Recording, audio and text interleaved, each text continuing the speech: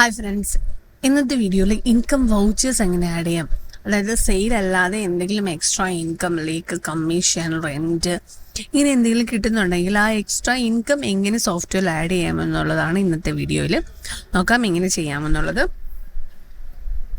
അതിനായി ആദ്യം income voucher add ചെയ്യണം. മാസ്റ്റർ എൻട്രിയിൽ പോയിട്ട് ഇൻകം വൗച്ചറിനെ ഹെഡ് ആഡ് ചെയ്യാം. അക്കൗണ്ട് ഹെഡ് സെലക്ട് ചെയ്യുക. ഓക്കെ, അതിനകത്ത് ഇൻകം നമുക്ക് കമ്മീഷൻ ഒരു ഇൻകം ആയിട്ട് ആഡ് ചെയ്യാം. ഓൾറെഡി കമ്മീഷൻ ഇവിടെ ഇൻകം ആയിട്ട് ഞാൻ ആഡ് ചെയ്തിട്ടുണ്ട്. അതേപോലെ തന്നെ വേറൊരു ഇൻകമാണ് കമ്മീഷൻ റെൻറ്റ്, ബിൽഡിംഗ് റെൻറ്റ്. അപ്പോൾ ഇതേപോലെ എന്താണോ എക്സ്ട്രാ ഇൻകം ഉള്ളത് അതിവിടെ ജസ്റ്റ് ആഡ് ചെയ്ത് കൊടുത്തിട്ട് അണ്ടർ ഗ്രൂപ്പിൽ ഇൻകം ആഡ് ചെയ്യുക. ഓക്കെ, ഇപ്പം ഇൻകം വൗച്ചർ ഇനി എൻ്റർ ചെയ്യണം. അതിനായിട്ട് ട്രാൻസാക്ഷൻ ഓപ്ഷനിൽ ക്ലിക്ക് ചെയ്യുക. ട്രാൻസാക്ഷൻ, ഇൻകം വൗച്ചർ, ഇതാണ് ഇൻകം വൗച്ചർ. സോ ഇൻകം വൗച്ചറിൽ സെലക്ട് ചെയ്യുക,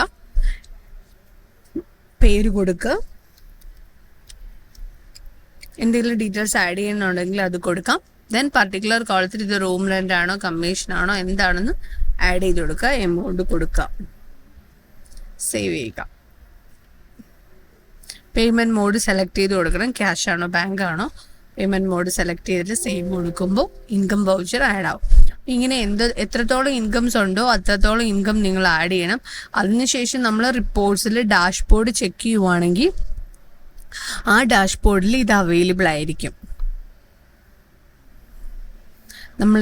നമുക്കിവിടെ ഒരു ഡാഷ്ബോർഡ് ഉണ്ടല്ലോ, ആ ഡാഷ്ബോർഡ് നമ്മൾ സെലക്ട് ചെയ്താൽ മതി. ഡാഷ്ബോർഡ് സെലക്ട് ചെയ്യുമ്പോൾ അതിൻ്റെ അകത്ത് നമുക്ക് ഇൻകത്തിൽ കാണിക്കും എന്തൊക്കെ ഇൻകമാണ് available ആയിട്ടുള്ളതെന്നുള്ളത്.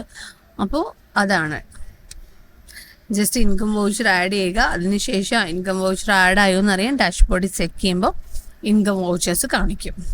Okay, thank you for watching this video. Thank you.